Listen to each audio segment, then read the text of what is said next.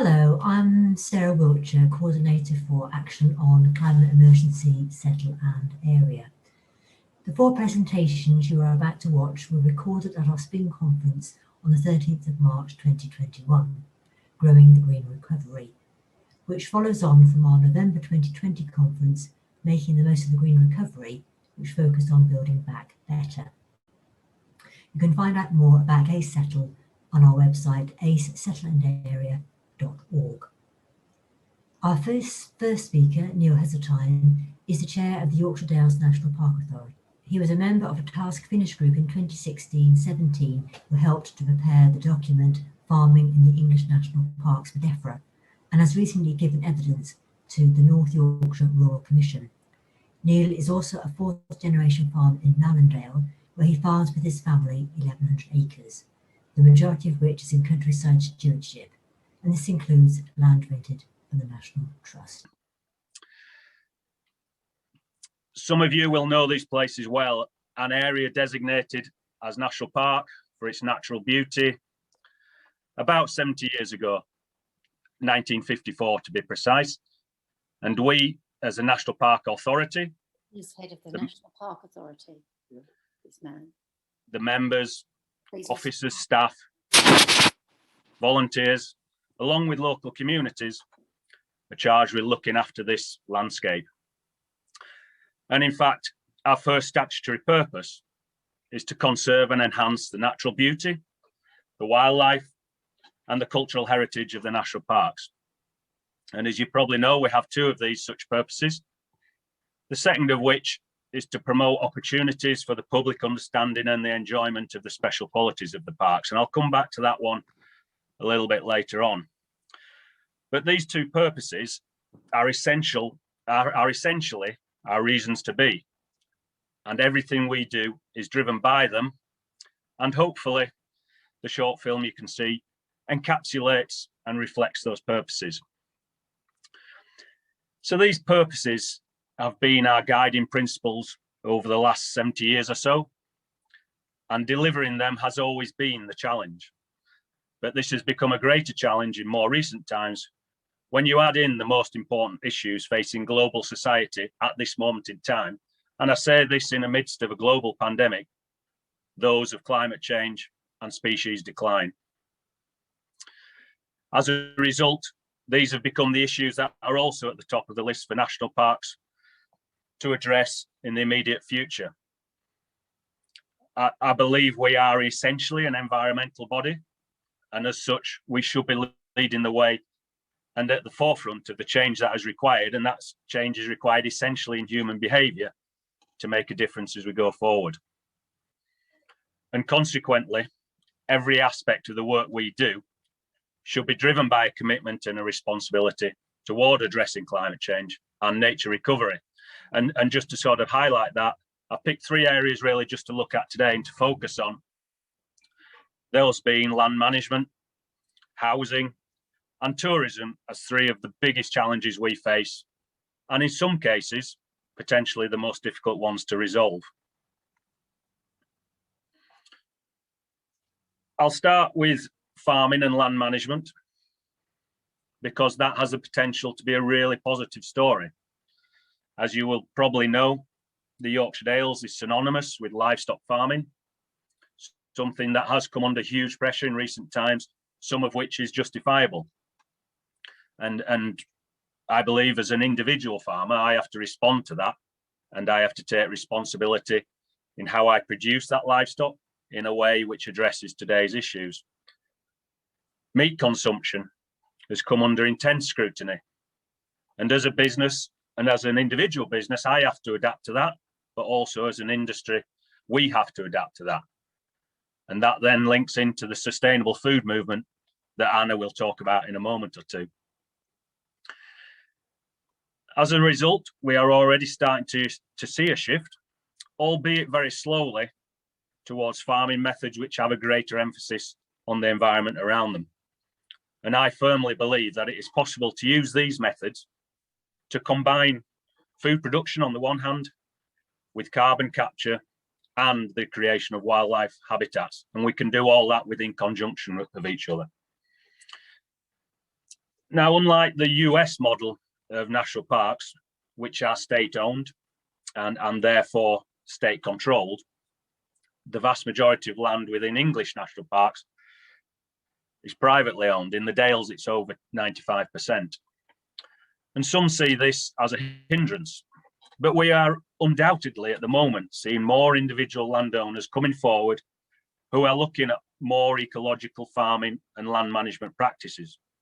Peat management, for example, extensive tree planting, in some cases rewilding. And we work with various partners such as the Yorkshire Peat Partnership, Rewilding Britain, and Yorkshire Dales Millennium Trust, which Carol will talk about in a moment. We work with those partners to achieve all the objectives that we're both after. And the fact that farmers are coming forward with their individual ideas means that we're actually more likely to create the mosaic of habitats that we're after. We're also currently working closely with DEFRA at the moment on the transition away from the current farm subsidy systems to the full rollout of what is known as environmental land management, which is based upon an incentivizing farmers to more nature-based solutions. But it's still up to us as authorities to drive and influence that. But that means that in land management, we could have in the offing a success story, beneficial for both the farmers, the land managers, and the environment. Housing, I see, has been tougher. You may know that although we are not responsible for housing, that's with the district councils, we are the planning authority for the park. So that gives us a certain amount of control. In the future, we're going to have to be more innovative and more imaginative in our approach to house design and house building and its impact upon the environment. But we also will have to look really closely at local community needs for new housing. Our current yearly target is to help to provide just short of 70 homes, 67 to be precise. And that in itself doesn't sound too bad. But if you project that forward over a 50-year period, you get to over 3,000 new homes in the Yorkshire Dales National Park by 2060. When you consider that the current housing stock is around about 13,000, so that would require an increase in between 20 and 25%. And for me, that begs the question, is that actually sustainable? And then coincidentally, that figure of 3,000 is somewhere near the number of under-occupied houses, so what we consider as that as second homes and holiday lets, that we currently have in the national park. So in theory, if we could mobilise some of those homes to be occupied to a greater extent than they currently are, it would reduce the need for new builds. But all of that is much easier said than done, and the drive to build new houses is the same nationwide. But we have continually tried to grapple with these issues, and we will continue to do so. But some of those solutions could be being presented to us at the moment with the increased working from home that we're seeing at present. So there might be some options there.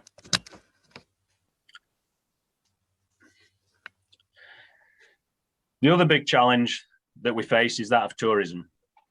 One of the reasons we are here, as I mentioned earlier, is to promote understanding and enjoyment of the park, and that often means tourism. The need to get out into wide open space for our physical and our mental health has never been as great as it is currently. And over the last year, we've very much welcomed new and more diverse audiences to our national parks, and we're expecting greater numbers of visitors returning this summer as restrictions hopefully ease. And obviously those visitors are hugely important to our businesses, to our communities, and our economy. But that comes with an environmental impact. So our challenge is to continue to welcome and encourage those visitors, whilst also examining how those visitors come here, how they travel around the national park, how they purchase and consume food, their energy usage, and how we produce that energy, and the waste that is created and how we then deal with that. But this is a huge issue, both here at home and abroad. And we're going to have to be really inventive to find the solutions to those problems. So just to conclude, and in summary, with regard to growing the green recovery, the fundamental point is, from whatever context or perspective you come from, what you see in a national park should be an example of sustainable living that can be taken and applied elsewhere.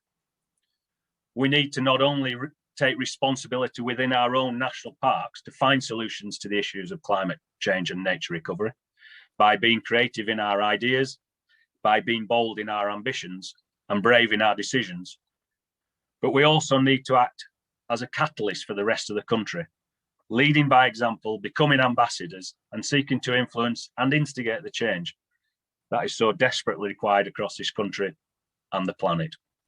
Thank you very much.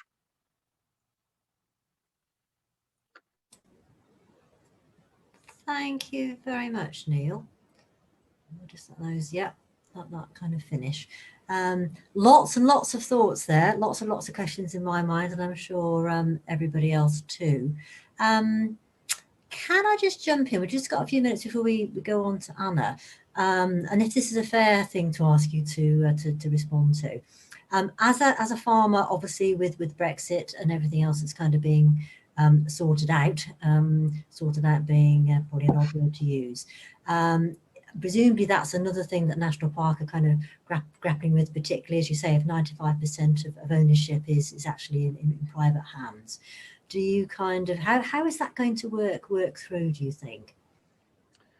In what context is that, Sarah? Well, in kind of, you know, if there's going to be a change for sort of public monies for public goods and just generally how kind of your farming, you know, the monies that's gone in, you know, from the, what would have been the Common Agricultural policy and funding, that will perhaps change, particularly for yourselves as upland farmers?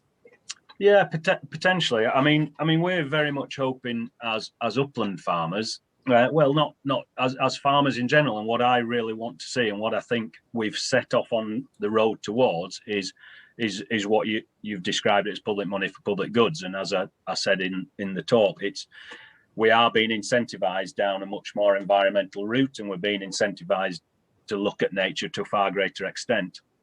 And from my perspective, I keep getting different messages from DEFRA and from government. And some of the meetings you go into DEFRA, you get really positive feedback and you get really environmental sort of drive, and it's what they really want to see. And hopefully within the uplands, that is very much the case, and hopefully will continue to be the case. But then it makes me nervous at times when you see some of the things coming out of government, and the probably most recent announcement is this thing called the Sustainable Farming Incentive.